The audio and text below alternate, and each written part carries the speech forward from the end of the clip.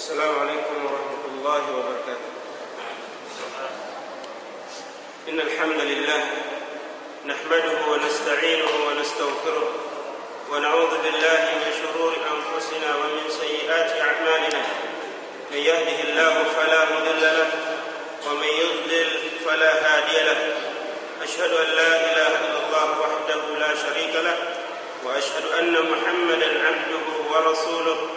يا أيها الذين آمنوا اتقوا الله حق تقاته ولا تموتن إلا وأنتم مسلمون.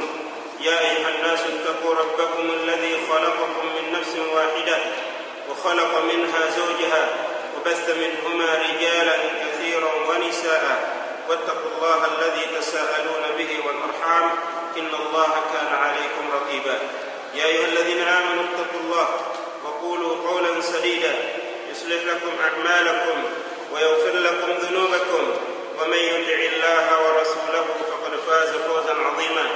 أما بعد فإن أصدق الكلام كلام الله وخير الهدي هدي محمد صلى الله عليه وسلم وشر الأمور محدثاتها وكل محدثة بدعة وكل بدعة ضلالة وكل ضلالة في النار. Ikhwani wa akhwati, akramani Allah wa iyyakum jami'an.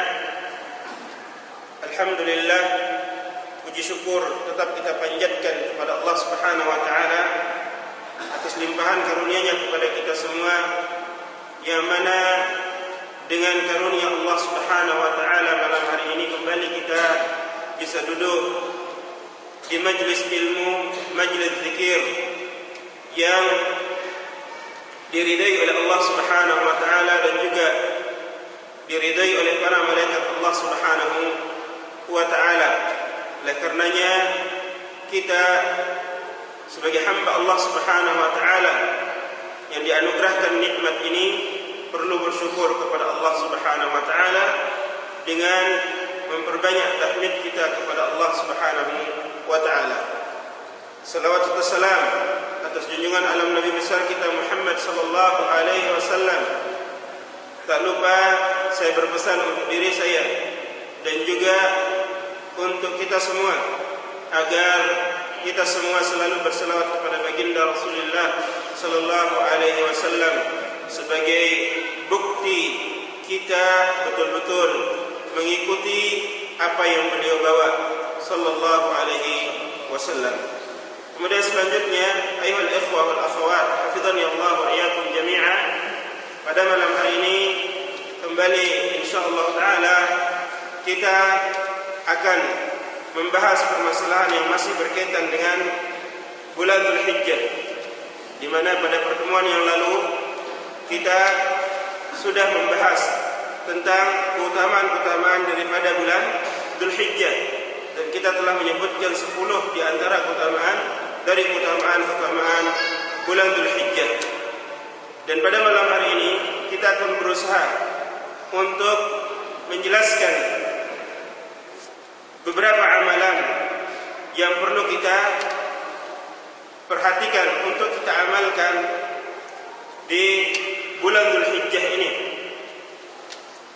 Sebab sebagaimana yang telah kita jelaskan pada pertemuan kita yang lalu, bahwasanya beramal di 10 hari pertama bulan Dzulhijjah ini memiliki keutamaan yang sangat luar biasa, di mana keutamaannya adalah bahwasanya amal saleh yang kita kerjakan di 10 hari pertama bulan Dzulhijjah sangat dicintai oleh Allah Subhanahu wa taala, lebih dicintai oleh Allah Subhanahu wa taala dari semua bentuk amal yang kita lakukan di luar bulan Dzulhijjah, termasuk jihad fi sabilillah. Kecuali jika orang yang berjihad di jalan Allah Subhanahu wa taala, berjihad dengan harta bendanya dan juga dengan jiwa raganya, kemudian dia mati syahid di jalan Allah Subhanahu wa taala, ini yang tidak bisa ditandingi oleh amal di 10 hari pertama bulan Dzulhijjah. Oleh karenanya, agar kita termasuk orang-orang yang berbahagia dengan berusaha memanfaatkan waktu-waktu yang singkat ini, waktu-waktu yang ada pada 10 hari pertama bulan Dzulhijjah yang ketaatan kepada Allah Subhanahu wa taala, dan juga dengan mendekatkan diri kepada Allah Subhanahu wa taala dengan amalan-amalan yang memiliki syariat dari Allah Subhanahu wa taala dan memiliki contoh dari Rasulullah sallallahu alaihi wasallam. Perlu kita ketahui bersama ayuhal ikhwah wal akhwat, hafizani Allah wa iyyakum jami'an, bahwasanya Allah Subhanahu wa taala telah menganugerahkan kepada kita kaum muslimin umatnya Muhammad sallallahu alaihi wasallam banyak keutamaan, di mana di antara keutamaan yang Allah Subhanahu wa taala anugerahkan kepada umat Muhammad sallallahu alaihi wasallam ini adalah bahwasanya Allah Subhanahu wa taala telah menjadikan bagi mereka musim-musim ketaatan untuk mereka memperbanyak amal, untuk mereka memperbanyak amal-amal saleh di dalamnya, dan agar mereka mau berlomba-lomba untuk melakukan amalan-amalan yang dapat mendekatkan diri mereka kepada Allah Subhanahu wa taala di musim-musim ketaatan tersebut. Dan sebagaimana yang kita ketahui dari penjelasan-penjelasan yang sudah kita jelaskan pada pertemuan kita yang lalu, bahwasanya di antara musim ketaatan yang Allah Subhanahu wa taala jadikan sebagai musim ketaatan adalah 10 hari pertama bulan Dzulhijjah, yang mana Allah Subhanahu wa taala pada musim-musim ketaatan ini Allah Subhanahu wa taala akan melipat gandakan pahala orang-orang yang beramal di dalamnya. Kemudian Allah Subhanahu wa taala akan mengangkat derajat orang-orang yang beramal di dalamnya, serta kesalahan dan dosa-dosa mereka akan diampuni oleh Allah Subhanahu wa taala. Oleh karena itu, kita harus berusaha semaksimal mungkin untuk bisa melakukan amalan-amalan ketaatan di 10 hari pertama bulan Dzulhijjah ini. Namun ayuhal ikhwah wal akhwat, hafizani Allah wa iyyakum jami'an, dalam menghadapi musim-musim ketaatan seperti 10 hari pertama bulan Dzulhijjah ini, seorang muslim haruslah dia mempersiapkan dirinya dengan kebaikan untuk menghadapi musim-musim ketaatan tersebut, agar mereka dapat memanfaatkan waktu-waktu yang Allah Subhanahu wa taala anugerahkan kepada mereka dengan ketaatan kepada Allah Subhanahu wa taala. Oleh karena itu, kita perlu mengetahui apa saja persiapan yang perlu kita persiapkan untuk menyambut kedatangan musim-musim ketaatan tersebut, baik itu musim ketaatan yang ada pada 10 Dzulhijjah ini ataupun musim ketaatan lainnya seperti musim ketaatan yang ada pada bulan Ramadan. Ada 3 perkara yang harus kita persiapkan bagi diri kita untuk menghadapi musim-musim ketaatan seperti ini. Yang mana perkara yang pertama yang harus kita persiapkan adalah ilmu. Kita harus mempersiapkan ilmu dengan cara mempelajari keutamaan-keutamaan musim-musim ketaatan tersebut, seperti mempelajari keutamaan 10 hari pertama bulan Dzulhijjah, dan ini kita sudah pelajari alhamdulillah. Kemudian juga mempelajari keutamaan beramal di dalamnya, keutamaan beramal di dalam musim-musim ketaatan tersebut. Dan juga alhamdulillah sudah kita sebutkan tentang keutamaan beramal dalam 10 hari pertama bulan Dzulhijjah ini. Dan kita bawakan hadis Rasulullah sallallahu alaihi wasallam yang diriwayatkan oleh Imam Al-Bukhari dan juga oleh Imam Muslim dari jalur Abdullah bin Abbas radhiyallahu taala anhuma, yang menjelaskan bahwasanya amal saleh di 10 hari pertama bulan Dzulhijjah sangat dicintai oleh Allah Subhanahu wa taala, lebih daripada mencintai amal-amal saleh lainnya yang dilakukan di luar bulan Dzulhijjah. Nah, kemudian juga kita perlu untuk mempelajari amalan-amalan apa saja yang disyariatkan untuk diamalkan pada musim-musim ketaatan tersebut. Dan itu yang kita akan pelajari insyaallah taala pada malam hari ini, yaitu mengenai amalan-amalan yang disyariatkan untuk kita amalkan di 10 hari pertama bulan Dzulhijjah, yang dijadikan oleh Allah Subhanahu wa taala sebagai musim ketaatan bagi umat Muhammad sallallahu alaihi wasallam. Dan mempelajari ilmu baik yang berkaitan dengan keutamaan musim ketaatan tersebut, atau keutamaan beramal di dalamnya, atau mempelajari amal-amal yang perlu diamalkan di dalamnya, bisa kita lakukan dengan cara membaca. Bisa kita lakukan dengan cara membaca tulisan para ulama, tulisan para para ahli ilmu yang bersumberkan kitabullah dan sunnatul Rasulullah sallallahu alaihi wasallam, yang bersumberkan aqwal atau perkataan-perkataan para sahabat Rasulullah sallallahu alaihi wasallam, perkataan para tabi'in dan tabi'ut tabi'in, serta para ulama ahli sunnati wal jamaah. Kita bisa membacanya. Kemudian jika kita tidak bisa memahami tulisan para ulama tersebut, maka kita bisa bertanya kepada ahli ilmu. Dan inilah yang ditegaskan oleh Allah Subhanahu wa taala dalam firman-Nya yang mengatakan, pertama tentang kewajiban untuk kewajiban untuk belajar dengan cara membaca. Allah Subhanahu wa taala mengatakan, "Iqra bismi rabbikal ladzi khalaq." Bacalah dengan menyebut nama Tuhanmu yang telah menciptakan. Kemudian bertanya kepada ahlul ilm ketika kita tidak mengetahui suatu perkara. Ini juga kewajiban kita yang Allah Subhanahu wa taala perintahkan kepada kita, yang mengatakan, "Fas'alu ahlal dzikri in kuntum la ta'lamun." Dan bertanyalah kalian kepada ahlul dzikir, ahlul ilm, jika kalian tidak mengetahui. Kita diperintahkan oleh Allah Subhanahu wa taala untuk mempelajari ilmu sebelum berbuat dan sebelum berucap. Dan Allah Subhanahu wa taala di dalam sebuah firman-Nya mengatakan, "Fa'lam annahu la ilaha illallah wastaghfir li dzambik." Kata Allah Subhanahu wa taala, maka ketahuilah bahwasanya tidak ada ilah yang pantas disembah dengan benar kecuali Allah, dan minta ampunlah kamu, mintalah ampun kamu wahai Muhammad terhadap dosa-dosamu, dan juga mintakanlah ampun untuk orang-orang yang beriman, baik laki-laki maupun perempuan, kata Allah Subhanahu wa taala. Di dalam ayat ini Allah Subhanahu wa taala memerintahkan kepada Nabi sallallahu alaihi wasallam, dan perintah Allah Subhanahu wa taala kepada Nabi sallallahu alaihi wasallam dia akan bersifat umum juga untuk umatnya, kecuali jika ada dalil yang mengkhususkan tentang perintah tersebut untuk Nabi sallallahu alaihi wasallam. Jadi perintah Allah Subhanahu wa taala mengatakan, "Fa'lam annahu la ilaha illallah." Maka ketahuilah wahai Muhammad bahwasanya tidak ada sembahan yang pantas disembah dengan benar kecuali Allah. "Wastaghfir li dzambik wa lil mu'minina wal mu'minat." Ini perintah yang Allah Subhanahu wa taala perintahkan kepada Nabi sallallahu alaihi wasallam, namun dia bersifat umum untuk umatnya.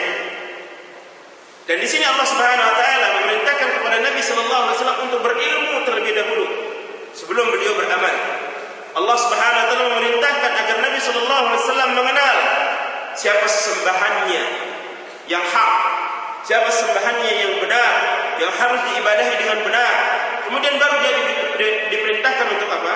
Untuk meminta ampun oleh Allah Subhanahu wa taala, meminta ampun tentang dosa-dosa yang pernah dilakukannya. Oleh karenanya Imam Al-Bukhari rahimahullah di kitab beliau, kitab Sahih Al-Bukhari, ketika menulis sebuah bab, beliau memberi judul sebuah bab di dalam kitabnya dengan bab al-ilmu qabla al-qawli wal amal. Bab yang membahas tentang ilmu terlebih dahulu sebelum berucap dan beramal. Kemudian beliau Imam Al-Bukhari membawakan dalil ayat ini yang mengatakan, "Fa'lam annahu la ilaha illallah wastaghfir li dzambik." Lalu beliau mengatakan, "Fabada'a bil ilm." Beliau katakan setelah membawakan dalil ini, beliau katakan, lalu Allah Subhanahu wa taala memulainya dengan ilmu. Syekh Muhammad bin Abdul Wahhab rahimahullah taala dalam kitab beliau Al-Usul Ats-Tsalatsah, beliau menambahkan ucapan Imam Al-Bukhari ini mengatakan fabada'a bil ilmi qabla al-qawli wal amal. Maka Allah Subhanahu wa taala memulai perintahnya dengan ilmu sebelum berucap dan beramal. Jadi Allah Subhanahu wa taala memerintahkan kita kaum mukminin untuk membangun ucapan kita dan amal kita di atas ilmu. Oleh karenanya kita disuruh untuk menuntut ilmu sebelum kita beramal. Setelah kita memiliki ilmu, maka kita disuruh untuk mengamalkan ilmu yang kita miliki. Sebab orang mukmin diwajibkan untuk menuntut ilmu agar dia beramal di atas ilmu. Jangan sampai dia beramal tanpa ilmu. Sebab kalau mereka beramal tanpa ilmu, maka mereka akan sama seperti orang-orang Nasrani wa'iyadzubillah, yang telah dicap oleh Allah Subhanahu wa taala, yang telah digelari oleh Allah Subhanahu wa taala dengan ad-dhalin, dengan orang-orang yang sesat. Di mana orang-orang Nasrani digelari oleh Allah Subhanahu wa taala, orang Kristen digelari oleh Allah Subhanahu wa taala sebagai orang-orang yang sesat karena mereka beramal tanpa ilmu, menyembah Nabi Isa alaihissalam tanpa dasar ilmu. Di mana mereka menyembah Nabi Isa alaihissalam karena mengikuti gayanya orang-orang Yahudi yang menyembah Uzair, salah seorang nabi dari nabi-nabi Allah Subhanahu wa taala, atau salah seorang orang-orang saleh di zaman mereka. Mereka hanya ikut-ikutan. Orang Yahudi melakukan hal tersebut, mereka pun ikut-ikutan tanpa ada dasar ilmu. Oleh sebab itu orang Islam dilarang untuk beramal tanpa dasar ilmu. Kemudian setelah kita berilmu, kita juga diwajibkan untuk beramal agar kita tidak sama seperti orang-orang Yahudi yang dimurkai oleh Allah Subhanahu wa taala dan diberi gelar oleh Allah Subhanahu wa taala dengan al-maghdubi alaihim. Al-maghdub alaihim, orang-orang yang dimurkai oleh Allah Subhanahu wa taala. Mereka orang-orang Yahudi digelari dengan al-maghdubi alaihim, dengan orang-orang yang dimurkai oleh Allah Subhanahu wa taala karena mereka memiliki ilmu namun mereka tidak melakukan amal dengan ilmu mereka. Mereka mengetahui bahwasanya Muhammad sallallahu alaihi wasallam merupakan nabi terakhir yang diutus oleh Allah Subhanahu wa taala, dan mereka paham tentang sifat-sifat Nabi sallallahu alaihi wasallam. Namun karena kesombongan mereka tidak mau mengamalkan ilmunya dan tidak mau beriman kepada Nabi sallallahu alaihi wasallam, sehingga mereka digelari oleh Allah Subhanahu wa taala dengan al-maghdubi alaihim. Nah, agar kaum mukminin tidak mendapatkan gelar al-maghdubi alaihim seperti orang Yahudi, maka mereka disuruh untuk beramal di atas ilmu, untuk mengamalkan ilmu yang mereka miliki. Dan kita senantiasa berdoa kepada Allah Subhanahu wa taala 17 kali dalam sehari agar kita tidak disamakan dengan orang-orang Yahudi dan Nasrani. Kita memohon kepada Allah Subhanahu wa taala agar dihindarkan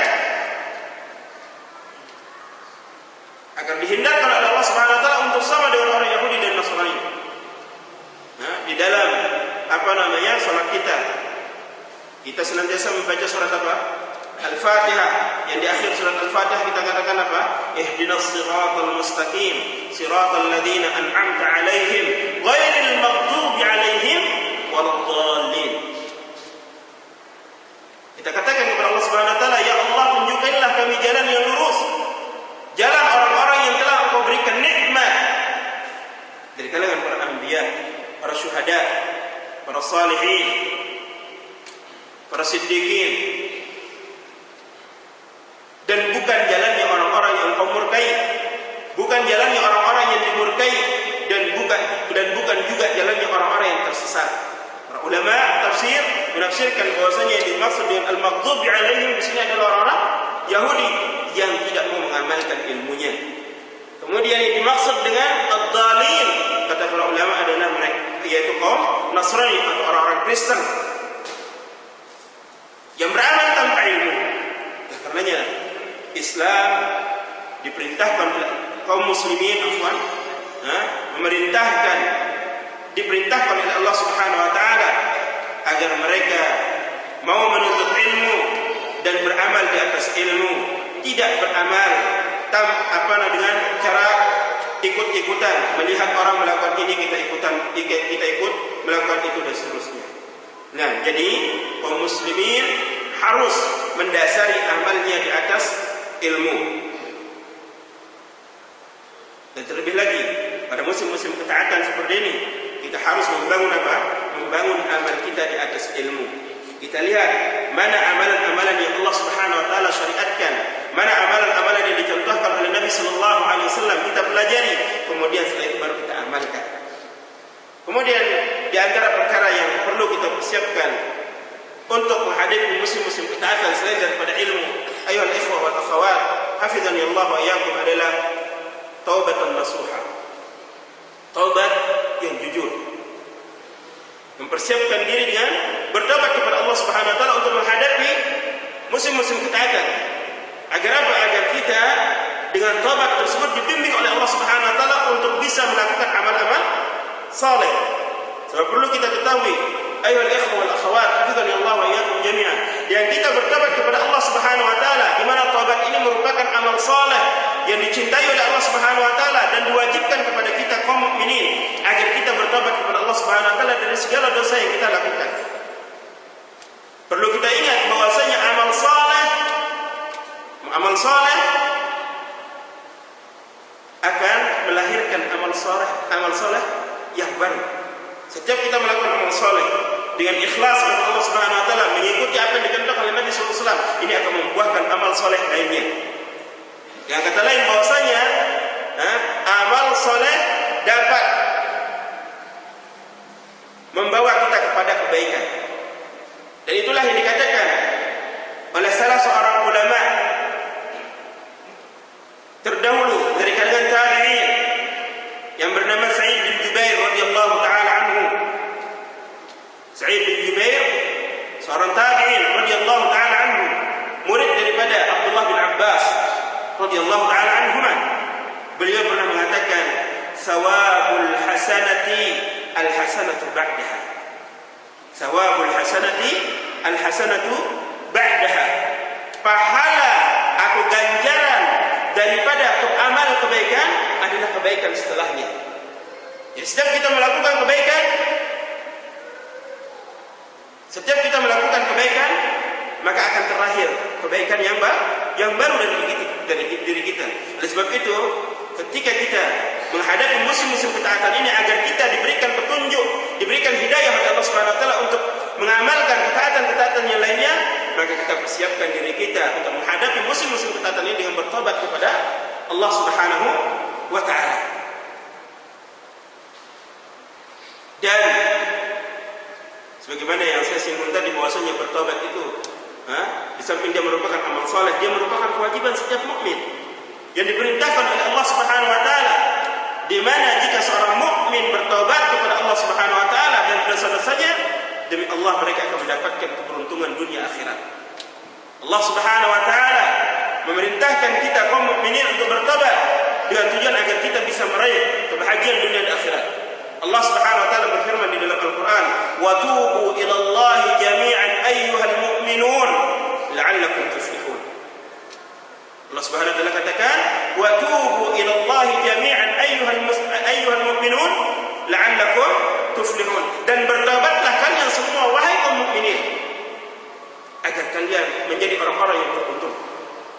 Dalam ayat yang lain Allah Subhanahu wa taala jelaskan tentang keberuntungan yang akan diperoleh oleh orang-orang yang bertobat. Setelah Allah Subhanahu wa taala memerintahkan kita agar kita bertobat dengan tobat yang jujur, taubatan nasuha, Allah Subhanahu wa taala jelaskan apa yang kita akan peroleh jika kita mau bertobat dari dosa-dosa yang pernah kita lakukan. Allah Subhanahu wa taala katakan dalam firman yang lain, "Ya ayyuhalladzina amanu tubu ila Allahi taubatan nasuha, asa rabbukum ay yukaffira 'ankum sayyi'atikum wa yudkhilakum jannatin tajri min tahtiha al-anhar yawma la yukhzi Allahu an-nabiyya wal ladzina amanu ma'ah." Sampai akhir ayat ini. Allah Subhanahu wa taala katakan, memerintahkan kita, menyeru kita kaum mukminin, dia mengatakan, wahai orang-orang yang beriman, tubu ila Allahi taubatan nasuha. Bertobatlah kalian kepada Allah Subhanahu wa taala dengan taubat yang sejujurnya, taubat yang sebenarnya. Yang mana dengan taubat yang nasuh ini, taubat Allah Subhanahu wa taala akan menghapuskan dosa-dosa kita, akan meleburkan dosa-dosa kita. Asa rabbukum ayyukaffira ankum sayyi'atikum, kata Allah Subhanahu wa taala. Semoga dengan itu Tuhan kalian akan menghapuskan dosa-dosa kalian. Jangankan dosa kecil, dosa besar saja seperti syirik misalnya. Kalau kita betul-betul bertobat dengan taubatan nasuha sebelum datangnya tanda-tanda kematian kita, artinya sebelum sakratul maut tiba, atau sebelum datangnya hari tanda-tanda kiamat, Allah Subhanahu wa taala akan menerimanya. Jangankan dosa kecil, dosa besar akan diampuni oleh Allah Subhanahu wa taala. Dan Allah Subhanahu wa taala sendiri yang mengatakan, asa rabbukum ayyukaffir ankum sayyi'atikum. Setelah Allah Subhanahu wa taala menghapus dosa-dosa kita, apa yang akan diperoleh oleh kita?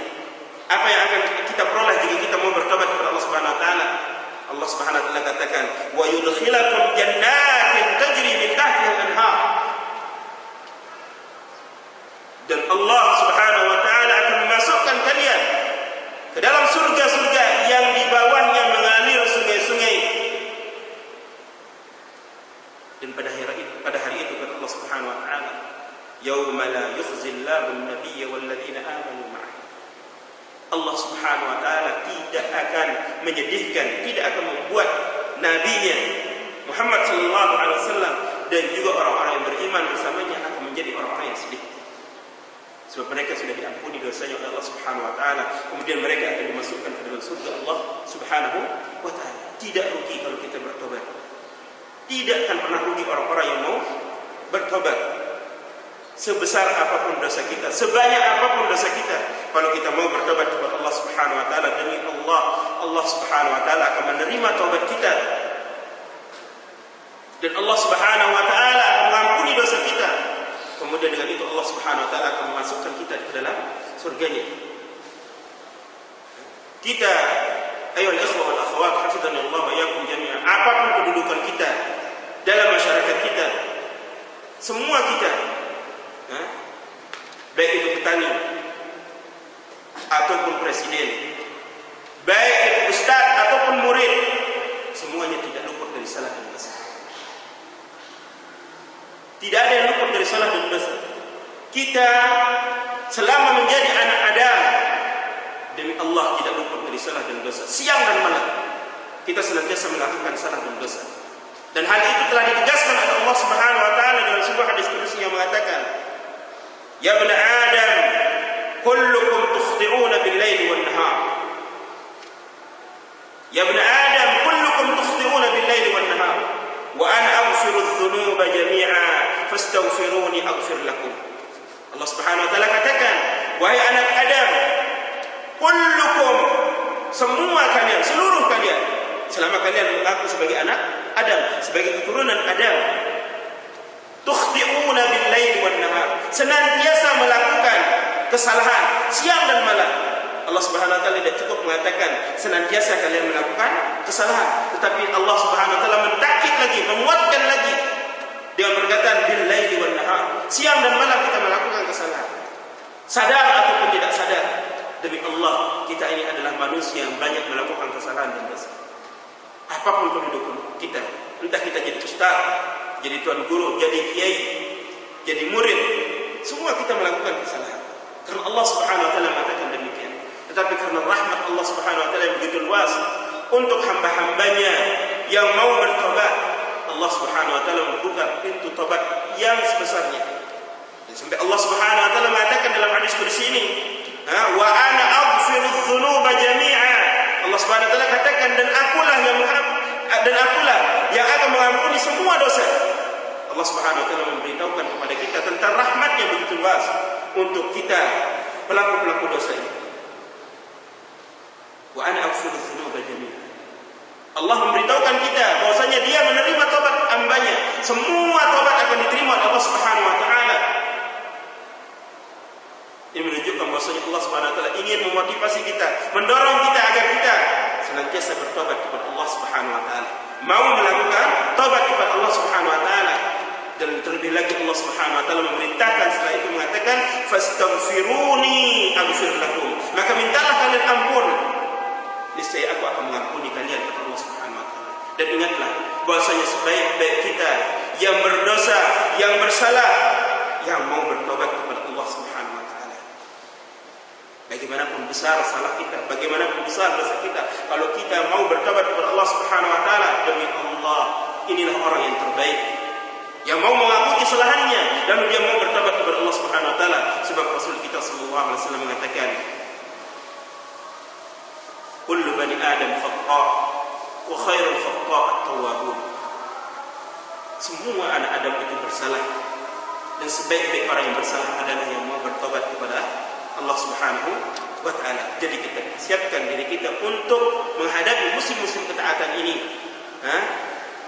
agar kita bisa meraih ketaatan lainnya dengan kita mempersiapkan diri untuk bertobat kepada Allah Subhanahu wa taala dari segala bentuk salah yang pernah kita lakukan, baik dosa besar ataupun dosa kecil.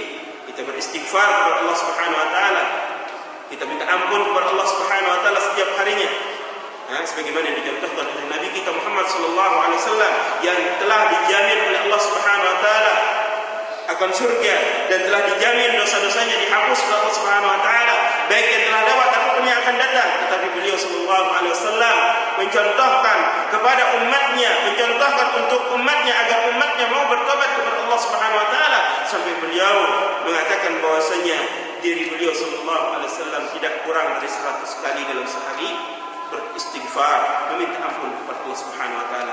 Kalau saja Nabi kita Muhammad sallallahu alaihi wasallam yang telah dijamin oleh Allah Subhanahu wa taala penghapusan dosanya tetap mau bertobat kepada Allah Subhanahu wa taala, lalu kita umatnya yang mengaku mencintai beliau, yang mencintai Allah Subhanahu wa taala, yang tidak ada jaminan dari Allah Subhanahu wa taala akan penghapusan dosa kita, tidakkah kita mau bertobat kepada Allah Subhanahu wa taala dari dosa-dosa yang kita pernah lakukan?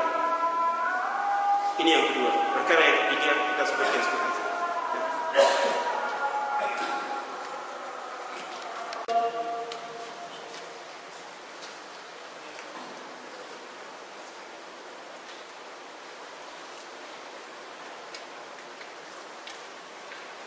yang ketiga dari perkara yang perlu kita persiapkan untuk menyambut musim-musim ketaatan dan bulan-bulan kemuliaan, selain daripada ilmu dan taubat yang masuk, adalah tekad yang kuat untuk melakukan amal-amal saleh di musim-musim ketaatan. Kita tanamkan tekad yang kuat, tekad yang jujur untuk melakukan semua bentuk amal ketaatan yang mampu kita lakukan di musim-musim ketaatan tersebut. Sebab dengan tekad yang jujurlah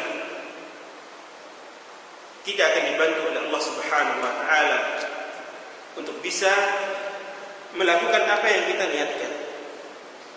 Tanpa ada tekad yang kuat, tanpa ada keinginan yang kuat dan niat yang sungguh-sungguh, maka kita tidak akan pernah bisa untuk melakukan amal-amal saleh di musim-musim ketaatan. Dan siapa saja yang telah bertekad dengan tekad yang kuat dan tekad yang sungguh-sungguh, dengan niat yang sungguh-sungguh, Allah Subhanahu wa taala menjanjikan pertolongan bagi diri mereka untuk melakukan apa yang mereka tekadkan, apa yang mereka niatkan. Allah Subhanahu wa taala berfirman di dalam Al-Qur'anul Karim, "Walladzina jahadu fina lanahdiyannahum subulana wa innallaha lama'al muhsinin." Allah Subhanahu wa taala katakan, dan orang-orang yang berjihad untuk mencari keridhaan kami, orang-orang yang bersungguh, orang-orang yang bersungguh-sungguh untuk mencari keridhaan kami, benar-benar akan kami tunjukkan kepada mereka jalan-jalan kami, kata Allah Subhanahu wa taala.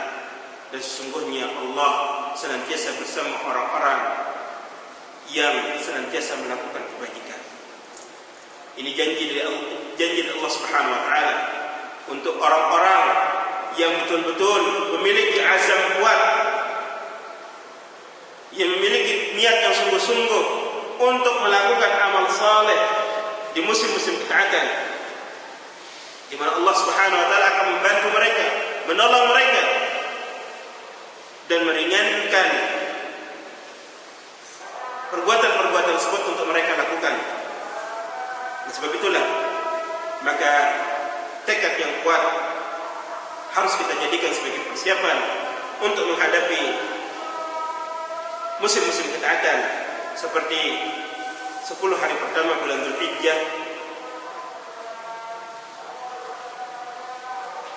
yang telah dijelaskan oleh Nabi sallallahu alaihi wasallam tentang keutamaannya dan keutamaan beramal di dalamnya. Kemudian ayuhal ikhwah wal akhwat, hafizanillahu wa iyyakum jami'an, agar kita termasuk orang-orang yang mengamalkan firman Allah Subhanahu wa taala yang tadi kita bacakan, yaitu fa'lam annahu la ilaha illallah wastaghfir li dzambik. Maka ketahuilah bahwasanya tidak ada sembahan yang pantas disembah dengan benar kecuali Allah, dan mintalah ampun kepada Allah terhadap dosa-dosamu. Di mana ayat ini seperti yang kita jelaskan tadi menjelaskan tentang wajibnya kita berilmu sebelum berucap dan beramal. Maka untuk mengamalkan firman ini, sebelum kita melakukan amal, kita perlu mengetahui amal apa saja yang Allah Subhanahu wa taala syariatkan bagi para hambanya melalui lisan Rasulnya sallallahu alaihi wasallam atau melalui perbuatan Nabinya sallallahu alaihi wasallam yang pernah dicontohkan oleh Nabi sallallahu alaihi wasallam. Agar kita mengetahui semua tersebut, maka kita insyaallah taala akan menyebutkan beberapa amalan yang Allah Subhanahu wa taala syariatkan untuk kita amalkan, dan beberapa amalan yang telah disyariatkan oleh Nabi sallallahu alaihi wasallam baik secara ucapan ataupun secara perbuatan, dengan tujuan agar kita mencontoh kepada Nabi sallallahu alaihi wasallam. Di antara amalan yang Allah Subhanahu wa taala syariatkan di bulan Dzulhijjah ini bagi para hambanya adalah ibadah haji, melakukan ibadah haji. Dan ini hukumnya wajib bagi kaum muslimin yang memiliki kemampuan untuk melakukan perjalanan ke negeri Makkah, sebab haji tidak bisa dilakukan kecuali di Makkah sana. Tidak bisa dilakukan kecuali di tanah suci haram Makkah. Karenanya siapa saja yang memiliki kemampuan untuk mengadakan perjalanan ke sana, sudah cukup biaya yang digunakan untuk mengadakan perjalanan, dan juga cukup biaya yang yang dia tinggalkan untuk keluarganya yang ditinggal, kemudian dia mampu untuk mengadakan perjalanan, mampu untuk menaiki kendaraan, maka wajib bagi dia untuk menunaikan ibadah haji. Di mana di dalam Al-Quran Al-Karim Allah Subhanahu wa taala mengatakan tentang kewajiban haji ini bagi mereka yang mampu. Walillahi 'alan nasi hajjul baiti man istata'a ilaihi sabila. Walillahi 'alan nas hajjul baiti man istata'a ilaihi sabila. Dan bagi Allah atas manusia hajjul bait, melakukan ibadah haji di Baitullah, man istata'a ilaihi sabila, bagi siapa saja yang mampu mengadakan perjalanan kepadanya, yaitu kepada Al-Bait, Baitullahil Haram. Ayat ini menjelaskan tentang wajibnya bagi setiap manusia yang diberikan kemampuan oleh Allah Subhanahu wa taala untuk mengadakan perjalanan ke Baitullahil Haram, baik secara materi ataupun secara fisik, wajib bagi mereka untuk menunaikan haji. Dan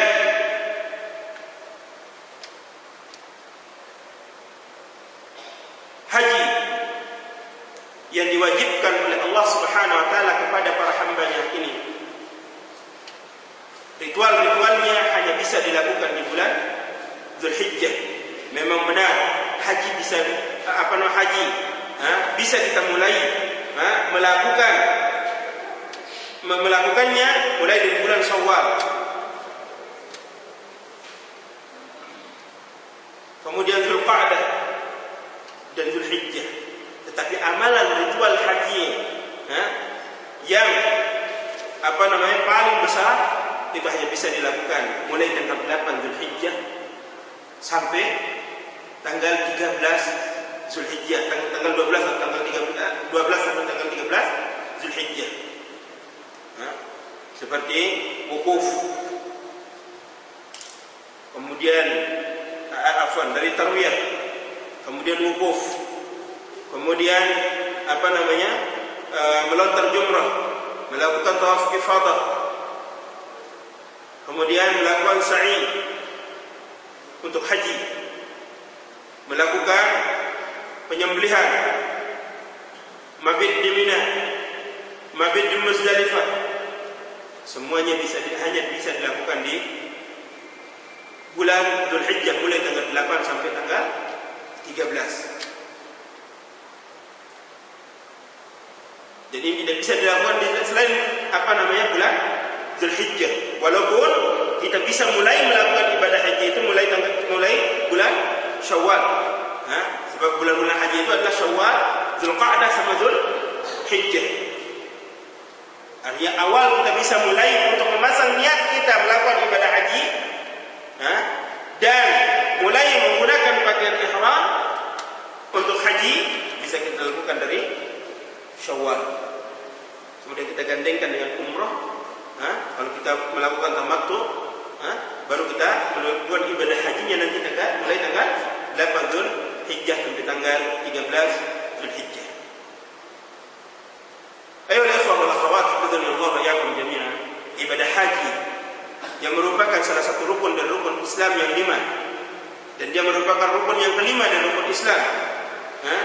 Hanya diwajibkan bagi mereka-mereka yang mampu, dan bagi para jamaah haji yang mau menunaikan ibadah haji agar mereka tidak melakukan hal-hal yang bukan termasuk rukun haji atau wajib haji ataupun sunnah haji, maka mereka harus memiliki ilmu terlebih dahulu tentang amalan-amalan yang harus mereka lakukan di bulan di ibadah haji tersebut. Dan Nabi kita Muhammad SAW langsung mencontohkan kepada kita tentang amalan haji ini, sehingga di haji wada, di haji perpisahan Nabi SAW dengan para sahabatnya, beliau mengumumkan kepada para sahabatnya bahwasanya beliau akan melakukan ibadah haji di tahun tersebut. Sehingga semua kaum muslimin, kaum mukminin dan semua penjuru datang untuk berhaji bersama Nabi sallallahu alaihi wasallam, melakukan semua ritual-ritual ibadah haji. Lalu Nabi sallallahu alaihi wasallam mengatakan kepada para sahabatnya, serta kaum muslimin yang yang setelahnya, kaum muslimin dari kalangan tabi'in dan tabi'in sampai kepada kita saat sekarang ini, Nabi sallallahu alaihi wasallam memerintahkan kita agar kita melakukan ritual-ritual haji itu sesuai dengan apa yang dilakukan oleh Nabi sallallahu alaihi wasallam. Nabi sallallahu alaihi wasallam katakan, "Ya ayuhan nas, khudhu anni manasikakum." Wahai sekalian manusia, ambillah dari diriku manasik-manasik kalian, amal-amal ibadah haji yang harus kalian lakukan, kalian ambil dari apa yang saya contohkan, kata Nabi sallallahu alaihi wasallam, menunjukkan bahwasanya kita dalam melaksanakan ibadah haji harus melaksanakan ibadah haji tersebut sesuai dengan apa yang dicontohkan oleh Nabi sallallahu alaihi wasallam, dan tidak boleh membuat-buat amalan dalam melakukan ibadah haji. Oleh karena itu, kalau kita ingin mengetahui bagaimana manasiknya Rasulullah sallallahu alaihi wasallam sebelum kita melakukan haji, sebelum kita berangkat haji, kita harus belajar tentang manasik haji. Mana yang merupakan rukun, apa yang merupakan wajib haji, apa yang merupakan sunnah haji, dan apa yang menjadi larangan-larangan haji wajib kita ketahui. Agar nanti begitu kita melakukan ibadah haji, kita sudah paham ini yang kita harus lakukan, ini yang kita harus tinggalkan. Jangan sampai begitu kita datang sana tidak memiliki ilmunya, sehingga kita hanya sekedar ikut-ikutan dalam melakukan amal perbuatan. Dan tidak sedikit dari kalangan kaum muslimin Dan ini merupakan fitnah bagi kaum muslimin. Tidak sedikit dari kalangan kaum muslimin yang melakukan ibadah haji.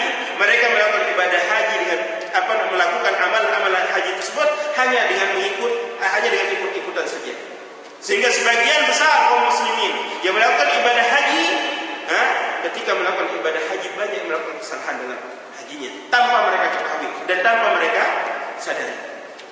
Melihat orang melakukan seperti itu, mereka ikut-ikutan melakukan seperti itu.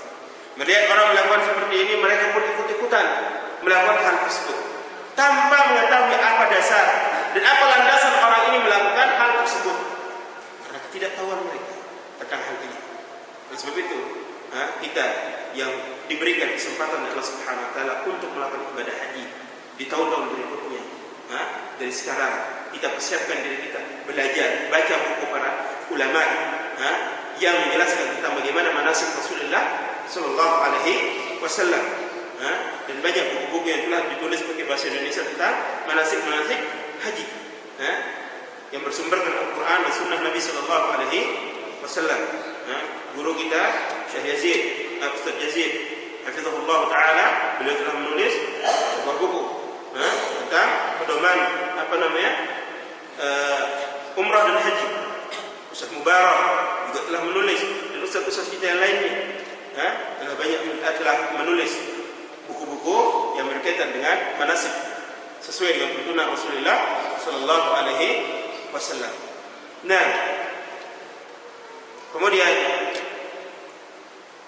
di antara amalan yang selanjutnya yang bisa kita yang disyariatkan oleh Allah Subhanahu wa taala di bulan haji ini atau di bulan Dzulqa'dah ini adalah melakukan salat Id pada tanggal 10 Dzulhijjah bagi mereka yang tidak melakukan ibadah haji. Yang mana setelah mereka menunaikan salat Id yang dikenal dengan Idul Adha, hari Id penyembelihan, setelah mereka selesai melakukan Idul Adha, salat Idul Adha, mereka disyariatkan untuk menyembelih hewan kurban. Dan ini menyembelih hewan kurban sangat dianjurkan, dan bahkan sebagian ulama ada yang mengatakan wajib untuk melakukannya bagi mereka yang memiliki keluasan rezeki. Diberikan keluasan rezeki oleh Allah Subhanahu wa taala, maka wajib bagi mereka untuk menyembelih hewan kurban. Menurut sebagian ulama, tapi sebagian besar lagi ulama mengatakan dia adalah sunnah muakkadah bagi mereka yang memiliki kelebihan rezeki. Yang mengatakan wajib ataupun sunnah muakkadah tentang kurban ini, mereka berdalih dengan hadis Nabi sallallahu alaihi wasallam mengatakan, "Man kana lahu sa' wa lam yudhhi fala yaqrabanna musallana." Barang siapa yang memiliki keluasan rezeki lalu dia tidak menyembelih hewan kurban, maka jangan sekali-kali dia mendekati musalla kami, kata Nabi sallallahu alaihi wasallam. Musalla kami maksudnya adalah musalla Id kami. Menunjukkan bahwasanya, kata sebagian ulama yang mewajibkan, ini menunjukkan bahwasanya orang yang meninggalkan sesuatu yang wajib tidak perlu dia melakukan amalan yang sunnah. Karena salat Id menurut sebagian ulama dia adalah sunnah muakkadah, dan berkorban itu hukumnya wajib. Dan ini ancaman keras dari Nabi sallallahu alaihi wasallam bagi mereka yang memiliki keluasan rezeki namun mereka tidak mau melakukan korban, dengan dilarang untuk mendekati musallanya kaum muslimin. Nah, ya sekali lagi tentang menyembelih terjadi khilaf para ulama, ada yang mengatakan wajib, ada yang mengatakan sunnah muakkadah. Dan jumhur ulama mengatakan sunnah muakkadah. Baik bagi mereka bagi mereka yang memiliki keluasan rezeki, hukumnya adalah sunnah muakkadah. Oleh karena itu siapa saja yang memiliki kelebihan rezeki, maka berusahalah untuk apa? Untuk melakukan kurban. Sebab kurban memiliki keutamaan yang sangat luar biasa. Terlebih lagi kalau kita lakukan, terlebih lagi kita melakukannya di musim ketaatan yang Allah Subhanahu wa taala mencintai amal di dalam bulan tersebut. Dan perlu kita ketahui bahwasanya Nabi kita Muhammad sallallahu alaihi wasallam dalam memotivasi umatnya untuk berkorban, beliau sallallahu alaihi wasallam pun melakukan korban dengan tujuan untuk memotivasi umatnya agar mereka mau berkorban, dan bagi umatnya memiliki keluasan rezeki agar mau berkorban, dan juga sekaligus sebagai contoh dari Rasulullah sallallahu alaihi wasallam bagi umatnya bagaimana cara berkorban. Dalam sebuah hadis Rasulullah sallallahu alaihi wasallam dijelaskan oleh Anas bin Malik bahwasanya beliau sallallahu alaihi wasallam, kata Anas bin Malik, "Duha an-nabiy sallallahu alaihi wasallam bikabshaini amlahaini." Nabi sallallahu alaihi wasallam, kata Anas bin Malik, telah berkorban dengan 2 kibas yang sangat cantik.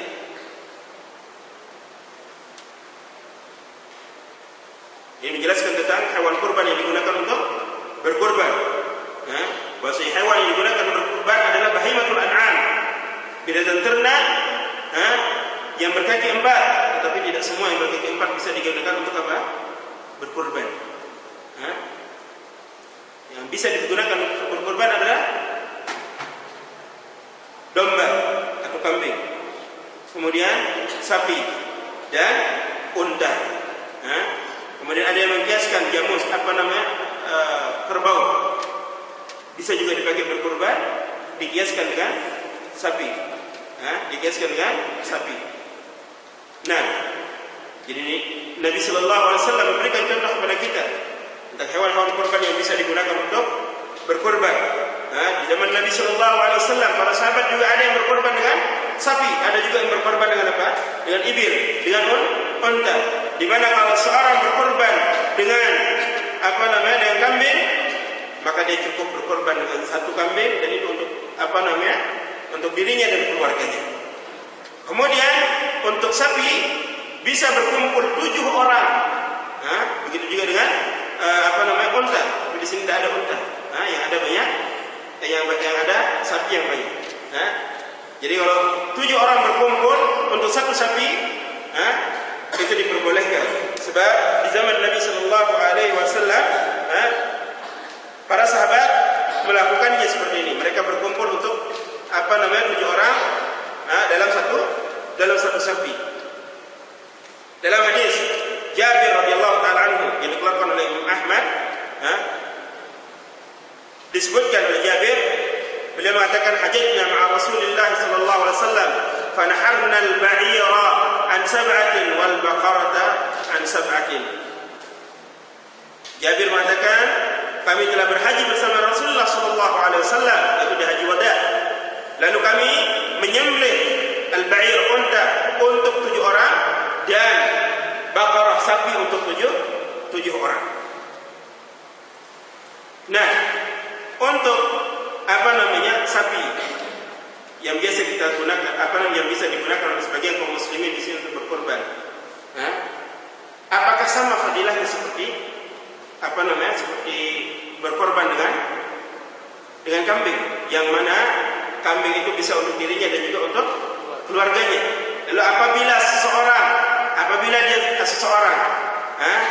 berkorban dengan sapi, apakah bisa dia akan mendapatkan keutamaan seperti itu?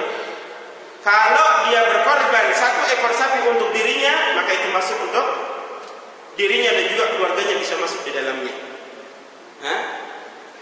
Tetapi kalau misalkan dia berkorban dengan sapi dan dia berkumpul 7 orang berkumpul di dalamnya, berkorban dengan sapi, apakah di sini keluarga juga akan masuk mendapatkan keutamaan?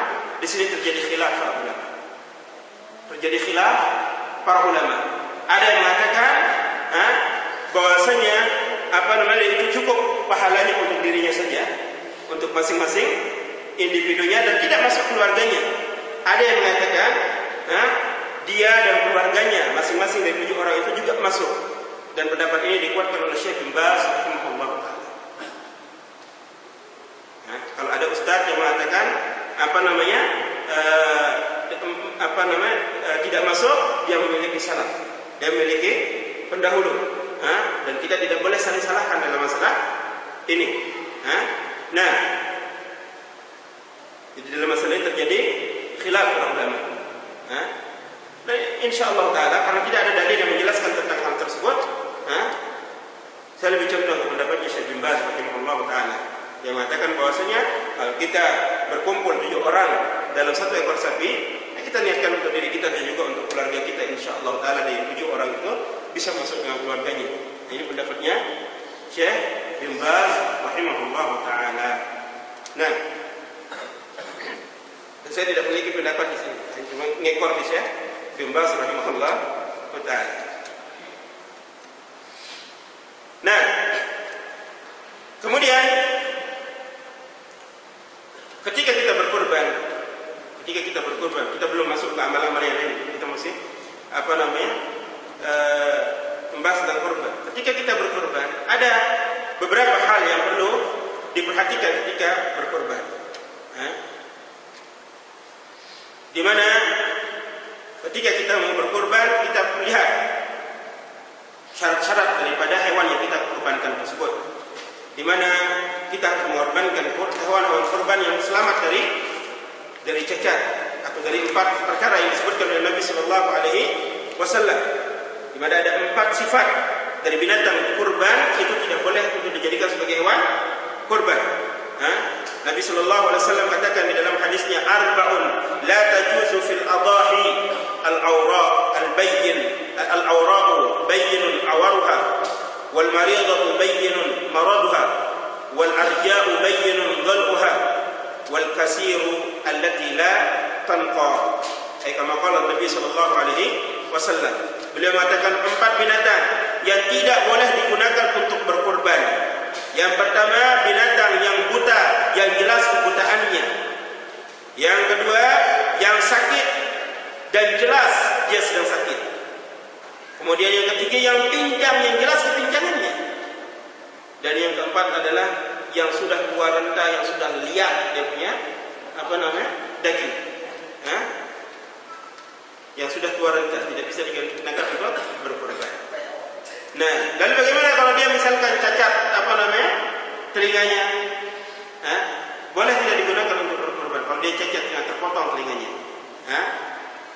Kata ada sebagian ulama seperti Syekh Utsaimin rahimahullah, beliau mengatakan boleh, tetapi hukumnya makruh. Boleh, tetapi hukumnya makruh karena dia tidak termasuk dalam 4 kategori tadi. Nah, oleh sebab itu hewan kurban yang pernah dipotong sedikit telinganya oleh pemiliknya, maka insyaallah tidak apa-apa dan tidak apa-apa digunakan untuk berkorban dan dia tidak termasuk cacat. Tidak termasuk cacat. Nah, kemudian selain daripada memperhatikan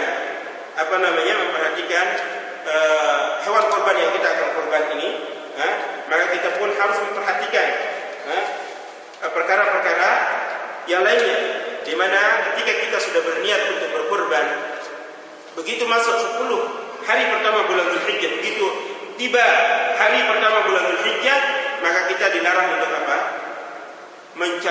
mencukur rambut kita, mencabut bulu ketiak kita, atau semua yang berkaitan dengan bulu dilarang dicabut dan dilarang untuk dicukur. Kemudian kuku kita dilarang untuk dipotong sampai kita menyembelih hewan kurban kita nanti. Nah, dan hal ini telah dijelaskan oleh Nabi sallallahu alaihi wasallam dalam hadisnya mengatakan, "Idza dakhala al-ashru wa arada ahadukum an yudhhi fala yamass min sya'rihi wala basharihi syai'an."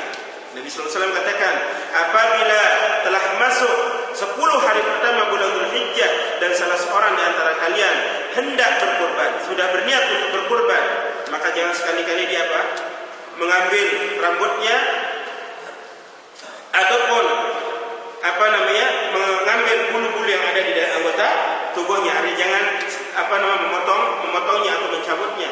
Begitu juga dengan kukunya, jangan dipotong. Karena di dalam hadis yang lain Nabi sallallahu alaihi wasallam katakan, "Man kana lahu dhib'un yadhbahu fa idza ahalla hilal dzulhijjah fala ya'khudanna min sya'rihi wala min azfarihi syai'an hatta yudhi. Nabi sallallahu alaihi wasallam katakan, barang siapa yang memiliki hewan kurban untuk dia korbankan, kemudian bulan Dzulhijjah telah terbit, maka jangan sekali-kali dia memotong sesuatu dari rambutnya, dan juga jangan memotong sesuatu dari kukunya sampai dia menyembelih hewan kurbannya. Ini hal-hal yang perlu diperhatikan oleh orang-orang yang berkurban. Baik, kalau misalkan sekarang sudah masuk bulan Dzulhijjah dan sebelumnya kita belum berniat untuk berkurban, begitu masuk tanggal 5 Dzulhijjah, sudah masuk tanggal 5 Dzulhijjah misalkan, baru kita punya rezeki, dan pada saat itu kita berniat untuk berkurban. Dan kemarin pada tanggal 1, tanggal 2, tanggal 1 atau tanggal 2 kita sudah potong kuku kita, atau sudah potong rambut kita, bolehkah kita akan berkurban? Boleh. Dan dari tanggal itu, di tanggal kita berniat itu, dari situ kita tahan diri kita untuk apa? Memotong rambut kita dan juga untuk memotong kuku kita. Nah, adapun bagi orang-orang yang tidak mengetahui hal ini, karena ini hukumnya wajib bagi orang-orang yang berkorban, wajib untuk dia jaga perkara ini. Kalau dia misalkan tidak tahu, kemudian dia memotong rambutnya atau memotong kukunya, karena ketidaktahuannya, maka dia tidak mendapatkan dosa insyaallah taala. Tetapi bagi mereka yang sengaja memotongnya, berarti dia telah melanggar kewajiban dari kewajiban yang telah ditetapkan oleh Nabi sallallahu alaihi wasallam. Namun kalau sudah dilakukan tidak ada kafarat bagi dia. Cukup bagi dia untuk bertobat kepada Allah Subhanahu wa taala. Kemudian ketika kita berkorban, hendaklah kita berbuat baik kepada hewan kurban kita. Jangan kita aniaya hewan kurban kita. Jangan kita siksa dan seterusnya. Ketika kita menyembelihnya, kita harus sembelih dengan apa? Dengan pisau yang tajam, supaya itu memurihkan dia. Itu akan apa kata-kata murih ini bahasa Indonesia, untuk supaya dia cepat aman lah gitu, merasa nyaman. Nah, karena Nabi Sallallahu Alaihi Wasallam memerintahkan kita untuk berbuat kebajikan juga kepada hewan, dan ini menunjukkan bahwasanya Islam jangankan hak asasi manusia, jangankan hak asasi manusia, hak asasi hewan saja diperhatikan. Hak asasi hewan diperhatikan oleh Islam, apalagi hak asasi manusia sangat diperhatikan sama Islam. Adapun orang-orang yang berkor-kor setelah mengatakan dirinya membela HAM, sebenarnya mereka perusak HAM. Merusak HAM, mereka perusak HAM yang telah ditetapkan oleh Islam. Nah, di dalam tentang kita wajib berlaku baik kepada hewan kurban kita, Rasulullah SAW mengatakan, Inna Allah katabal ihsan ala kulli syai'in, fa idza qataltum fa ahsinu al-qitlata wa idza dhabhtum fa ahsinu al-dhibhata wal yuhid ahadakum shafratahu wal yurih dhabihatahu. Nabi SAW katakan, sesungguhnya Allah Subhanahu wa taala telah mewajibkan untuk berlaku baik kepada segala sesuatu. Maka jika kalian membunuh, maka bunuhlah dengan baik, dan jika kalian menyembelih, maka berbuat baiklah terhadap sembelihan kalian. Dan hendaklah seseorang menajamkan pisaunya dan menenangkan sesembelihannya. Nah, jadi Nabi Sallallahu Alaihi Wasallam mengajarkan kita bagaimana cara kita menyembelih yang baik. Dan bahkan dalam satu riwayat pernah dalam satu riwayat disebutkan bahwasanya pernah ada seorang yang ingin menyembelih hewan kurbannya atau ingin menyembelih sembelihannya, lalu dia mengasah pisaunya di depan sembelihannya, dan dia ditegur. Dia mengatakan, apakah kamu ingin membunuhnya 2 kali? Dan kita mengasah pisau itu di hadapannya, berarti kita sudah menakut-nakuti hewan kurban tersebut. Dan sebelum dia mati, dia sudah mati duluan ketakutan. Artinya hatinya sudah mati, sudah terserah. Oleh sebab itu ketika kita mau mengasah pisau kita, untuk menajamkan pisau kita, jangan di depan di depan hewan kurban tersebut. Sampai segininya kita Islam memperhatikannya. Oleh karena itu ketika kita juga menyembelih hewan kurban tersebut, jangan kita menyembelihnya di depan saudaranya, di depan hewan yang kita mau kurban. Jangan sampai hewan kurban itu melihat saudaranya dibunuh. Nah, ini perhatian Islam terhadap hewan. Dan inilah cara kita berbuat baik kepada hewan. Nah, tapi sekarang subhanallah,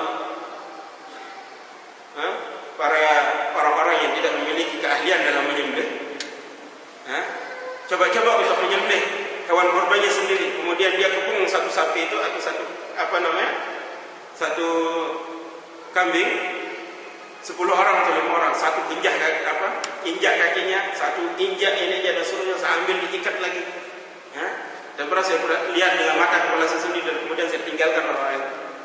Ini terjadi di tempat saya, di BNN tempat saya tinggal, sampai saya tinggalkan. Bukan ahlinya yang melakukan, dia sampai keluar darah. Ini bukan termasuk ihsan dalam binatang. Dan itu seandainya hal itu dilihat oleh Rasulullah SAW, bagaimana murkanya Nabi SAW. Karena ini penyiksaan terhadap binatang sebelum dia disembelih. Nah, kemudian ketika kita berkurban, maka kita disunnahkan untuk apa? Membagi hewan kurban, membagi daging kurban tersebut menjadi 3 bagian. Sebagian untuk kita konsumsi, sebagian lagi untuk kita hadiahkan, dan sepertiganya lagi kita bagi menjadi 3. Sepertiga pertama untuk kita konsumsi bersama keluarga kita, sepertiga kedua untuk kita sedekahkan kepada fakir miskin, dan sepertiga yang ketiga untuk kita hadiahkan kepada entah itu orang kaya atau atau tetangga kita dan yang lainnya yang kita perlu untuk kasih hadiah. Nah, hatta di orang kaya boleh kita kasih.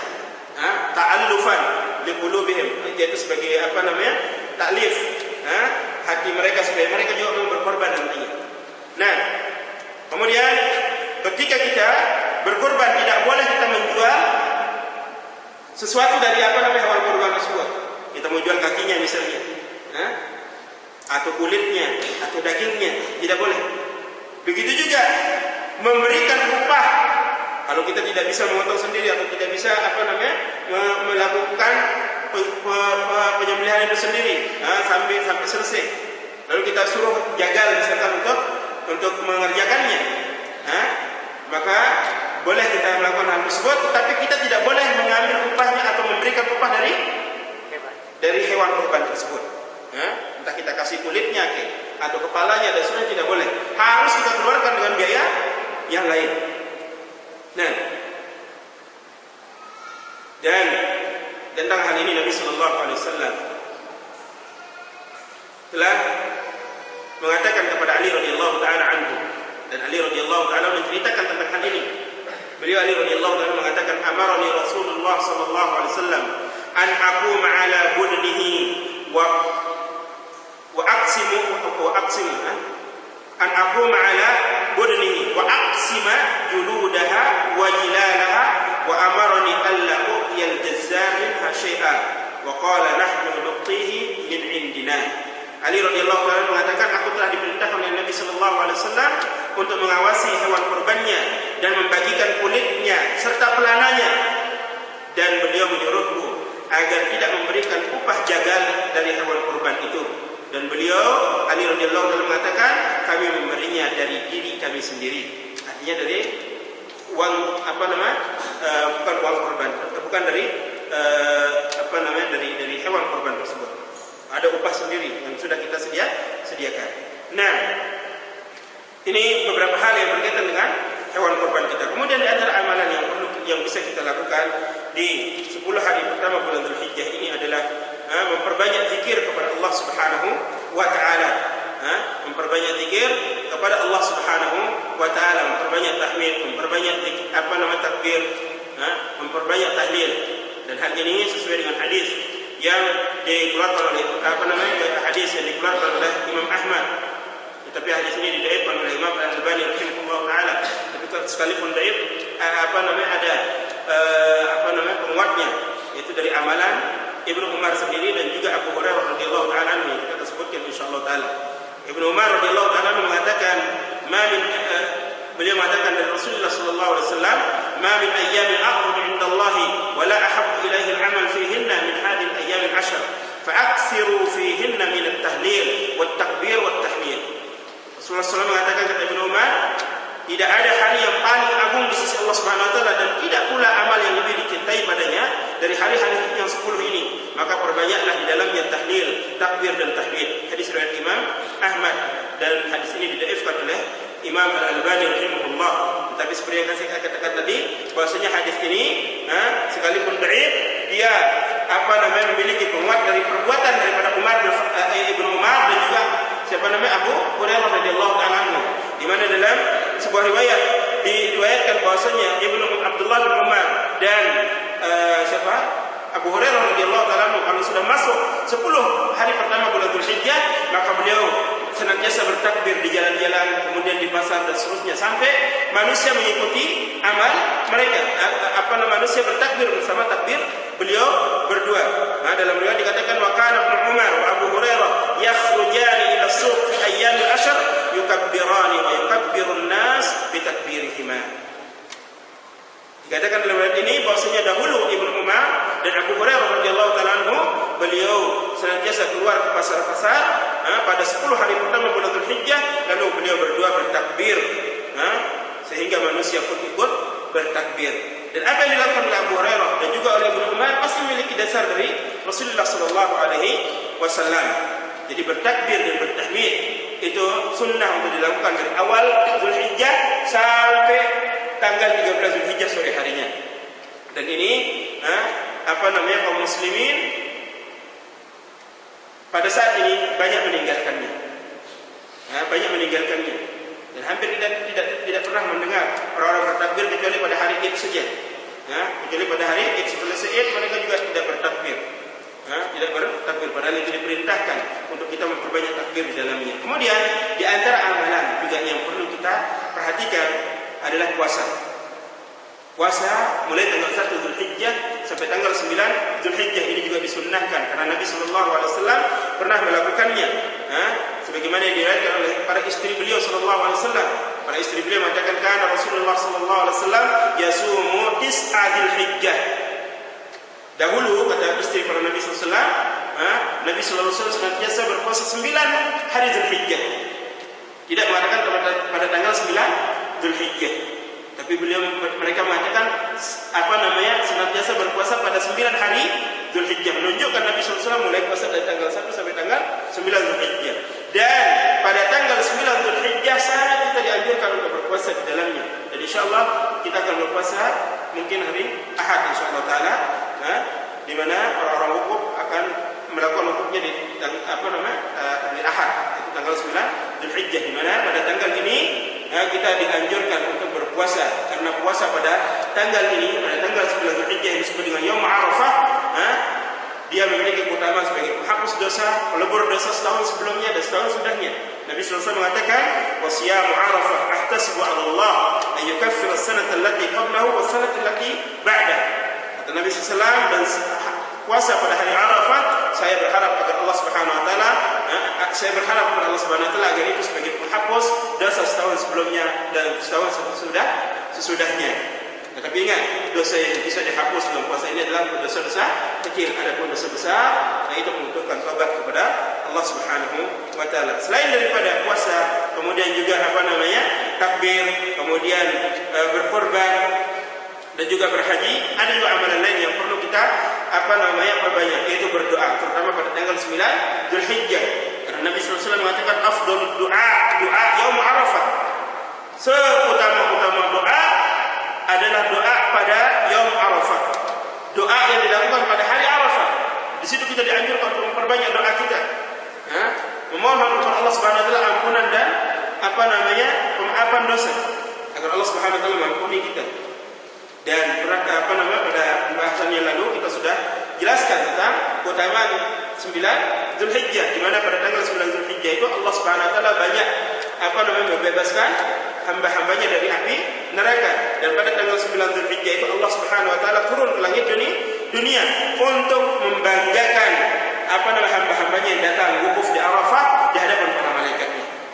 Nah, kemudian selain daripada doa, di antara amal yang bisa kita lakukan di 10 hari pertama bulan Dzulhijjah ini adalah memperbanyak amalan-amalan sunnah lainnya seperti salat sunnah, salat sunat qiyamul lailnya. Kita kita berusaha untuk mengerjakannya. Kemudian witirnya kita berusaha untuk amalkan. Karena seutama-utama salat setelah salat fardu adalah qiyamul lail, yang di dalamnya terdapat salat witir. Nabi SAW mengatakan, afdhalus salat ba'da al-fariidati salatul lail. Seutama-utama salat setelah salat fariidah itu adalah setelah salat wajib itu adalah salat malam, itu qiyamul lail yang disebut dengan tahajud, atau salat witir. Nah, kemudian salat sunnah duha, walaupun hanya 2 rakaat tetap kita kerjakan. Kemudian salat sunnah rawatib, qabliyah dan ba'diyah, kita juga harus jaga. Di samping itu kita menjaga amalan-amalan wajib seperti salat berjamaah bagi kaum laki-laki harus tetap dijaga. Yang sunnahnya saja yang dikejar, tetapi yang wajib tidak diperhatikan. Jangan sampai kita tertipu dengan yang sunnah kemudian kita meninggalkan yang wajib. Wajib bagi kaum muslimin yang laki-laki untuk senantiasa melakukan salat secara berjamaah. Oleh sebab itu berusaha selalu kita untuk menghadiri salat wajib secara berjamaah, salat salat fardu secara berjamaah. Kemudian tentang salat sunnah, kalau kita terus mengerjakannya, maka itu akan membuahkan kecintaan Allah Subhanahu wa taala kepada kita. Sebab Allah Subhanahu wa taala mengatakan dalam sebuah hadis qudsi, "Wala yazalu 'abdi yataqarrabu ilayya bin nawafil hatta uhibbah." Kata Nabi sallallahu alaihi wasallam, Allah Subhanahu wa taala berfirman dalam hadis qudsi, dan senantiasa seorang hamba mendekatkan diri kepadaku, dan senantiasa hambaku mendekatkan diri kepadaku, kata Allah Subhanahu wa taala, melainkan aku akan mencintainya. Jadi dengan kita memperbanyak amal-amal sunnah yang memiliki dasar, memiliki contoh dari Nabi sallallahu alaihi wasallam, itu akan membuat Allah Subhanahu wa taala mencintai kita, dan kecintaan Allah Subhanahu wa taala sangat dirindukan oleh semua hambanya. Sebab kalau seorang telah dicintai oleh Allah Subhanahu wa taala, maka kita akan menjadi kekasih Allah Subhanahu wa taala yang akan diberikan apa saja yang kita minta.